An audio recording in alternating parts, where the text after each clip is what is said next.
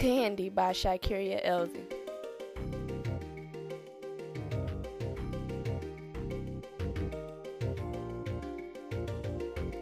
Bushi Amashetta is a Nigerian writer who was born in Yaba, near the large city of Lagos, to Igbo parents, 1944, July 21st. In 1960s, she moved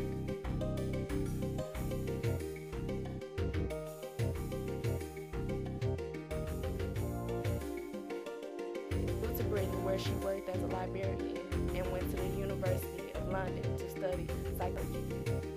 She moved to London at the age of 18 with her husband.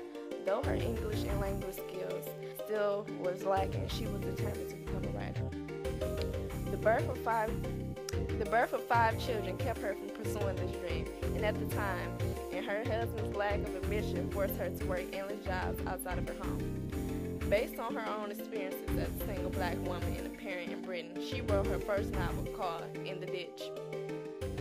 This novel was a semi-biography of her life, which she wrote in 1972. It first appears in New Statesman's magazine. It provided a portrait of a poor Nigerian woman struggling to raise her children in London.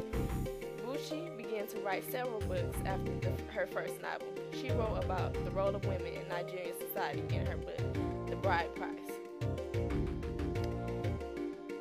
Slave Girl, 1977. The Joys of Motherhood,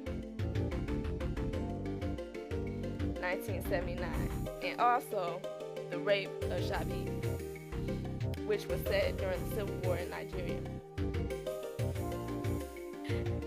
Bushi describes her stories as stories of the world, but from a female perspective. Women face many problems such as oppression and poverty, and no matter where they have come from or where they go, these problems become all the same no matter what and follow them wherever they must go.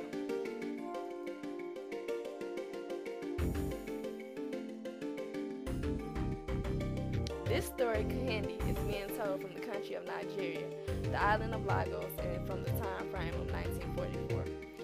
In Nigeria, women are looked at as secondary, and the men are the rulers and take possession of the women in the household.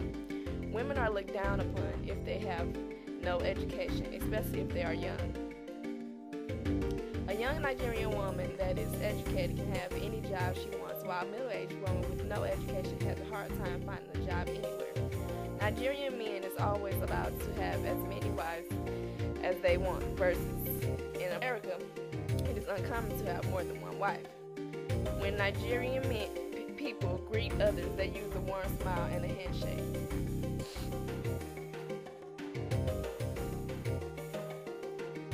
They take their time to get to know people. They take their time to ask personal questions about the person's health and family. If invited to a party, the host will give you a gift when you leave, and when invited to a dinner, you must bring chocolate or fruits or nuts to the host. Some traditional values in Nigeria include honesty, education, and morality, family, respect for elders, and respect for fellow citizens. The one of the religions mentioned in the book was Christian, who are more common in the southern regions of the country. About 70% of Nigerians were living in farming villages in the 1990s. People live in small, modest houses where family members farm and share some cash crops and other non-farm work for cash income. In Kahindi, people in Nigeria live with a house full of people where many chores and duties could be performed.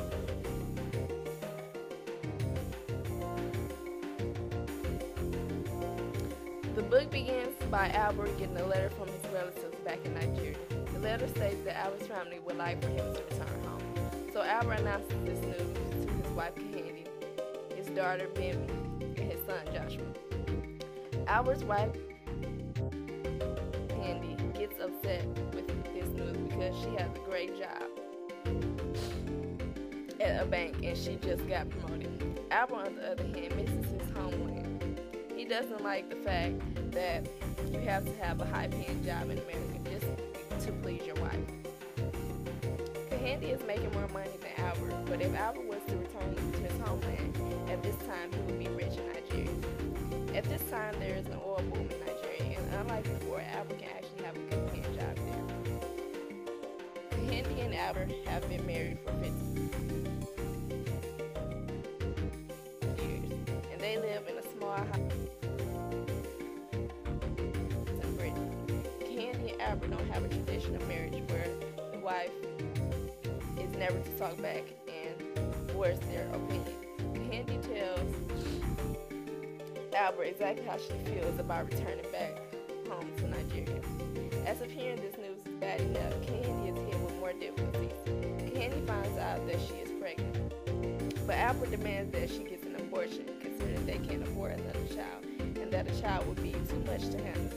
The child would be in the way of Candy's success, and keeping her promotion and his success of showing off how well off he has become in America.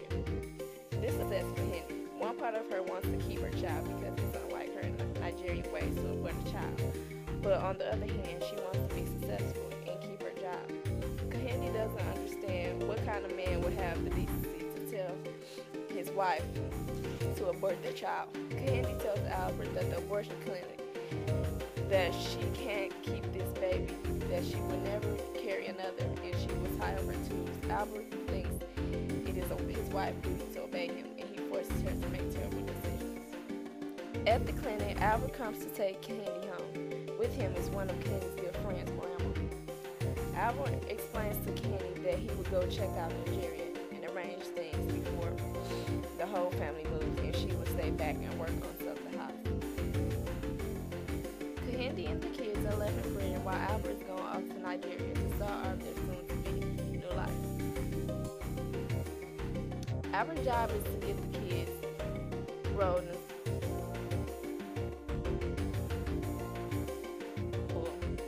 get a job and find a home for their families to live in. Candy's job is to sell the house and gather up all the necessities they might need in Nigeria.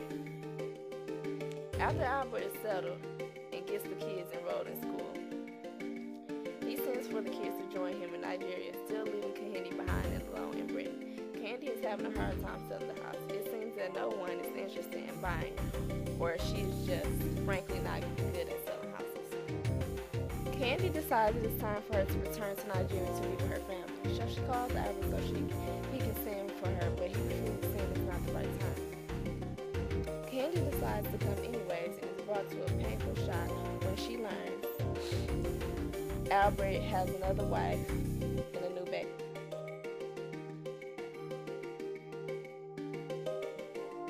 Candy doesn't know what to do, and it pains her to know that her husband she thought she knew so well after being married so long has betrayed her.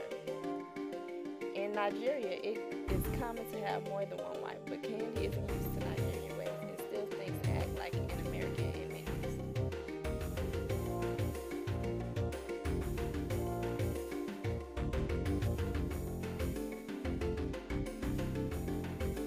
The name Candy means youngest twin. The book is called Candy because that is the main character's name. Candy was born to be a twin, but her mom died giving birth to her, and her sister died in their mother's womb. It was said that Candy ate her child, meaning twin sister, and for that reason, her child lives inside of her as another side and personality of Candy.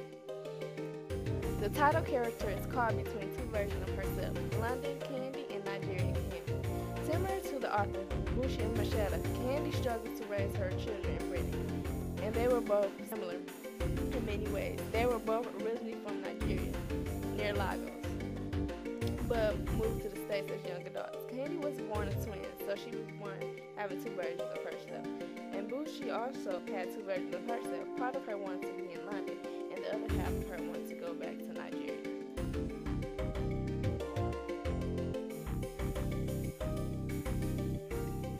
Candy, a middle-aged Nigerian idol woman from Lagos, Nigeria, moves to the United States for a better opportunity at life as a young daughter. She has a husband and two children, and she works at a bank in Britain. Albert, who is a Nigerian man, basically lives off the means of his Nigerian woman named Candy because she has a better job than he does. He works in a local store, which in America isn't enough money to support his family. Moramu, who is a minor character, plays the role of a Nigerian woman who befriends Candy. She is a close friend of Candy who confronts her when Candy feels down and out. Joshua and Bambi, who are also minor characters, are the children of Candy and Albert. Bambi is an 11-year-old girl, and Joshua is a 14-year-old boy establishing his identity.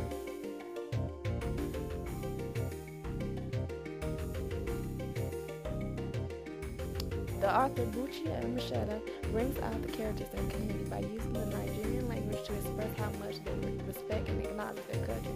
She also emphasizes on their shapes and sizes, their ages, their likes and dislikes, their passions, what upsets them, and each character's values and hobbies.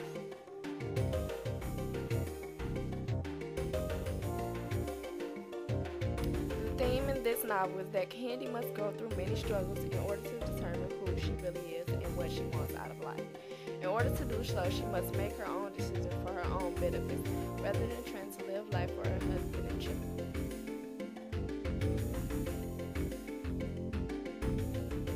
Once Candy got to Nigeria, she was treated so badly that she was forced to return to London, where she was treated with respect.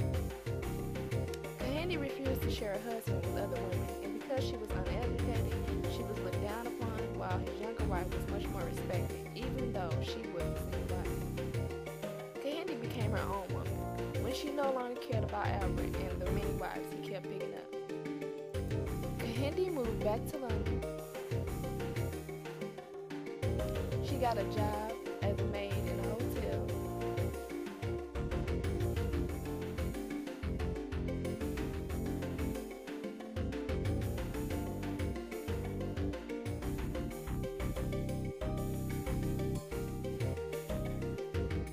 She went back to school to study sociology. She found her a new lover, a man named Mr. Gibson. But Candy's son Joshua disagreed with her new way of life living and believed she changed drastically once he moved back to London. Candy had new things in store for everybody. She was going to live her life how she wanted and where she wanted, and no one was going to get in her way of doing it. So, not Joshua, not Bambi, and not Albert. Candy was astonished to see her new inner child come out, and she enjoyed her new life.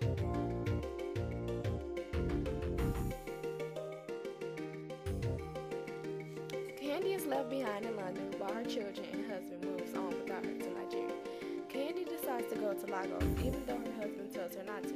Candy finds out some shocking news about her husband and breaks her heart from her sister, Ifwina. That's one thing that you must learn. Stop calling him my husband. Learn to say our. He is white cousin to you. You saw her, that shameless one with pregnancy in her belly and a baby on her hip. Candy responds, are you telling me Albert has another wife and that he is the father of that child that woman was carrying? Candy is not used to the new Nigerian customs, considering she has been living in the United States since she became a young daughter. In the U.S., men are not allowed to have more than one woman, but in Nigeria, they're allowed to have many. Candy doesn't understand how a man she had loved and been married to for years could betray her the way Albert had done. In the book, Candy, the story starts out by Candy, her children, and husband Albert living in London. Albert has always intended to return to Nigeria, and when the opportunity arises, he takes it. Candy, on the other hand, is reluctant to return to Nigeria. She loves her job and marriage that she has worked hard to maintain. Albert isn't concerned with his wife's plans, and he thinks his wife's duty is to obey him, and he forces her to make terrible decisions. Candy plays guilt led on an unexpected path by the spirit of her dead twin. I enjoyed the book and recommend it to anyone who enjoys a good book and quick read. The book highlights the cultural differences between Lagos and London and between men and women. In the book, we see Candy grow as a woman and come into herself and trust herself more and more, which was interesting. The book is sad and depressing at times, but overall it is a good read. It looks at culture, marriage, and loyalty. Candy is a strong character, and I enjoy reading about her. One thing I will mention is the book uses Nigerian phrases and language at times, which helps draw people more into the Nigerian culture. The great thing was that if you are unfamiliar with the Nigerian language, the author put in the definitions in the back of the book, which was a great help for me. Candy made me realize that women shouldn't be afraid to stand up for themselves and what they believe in, no matter what culture you are from. She also encourages women that life is too short and that you must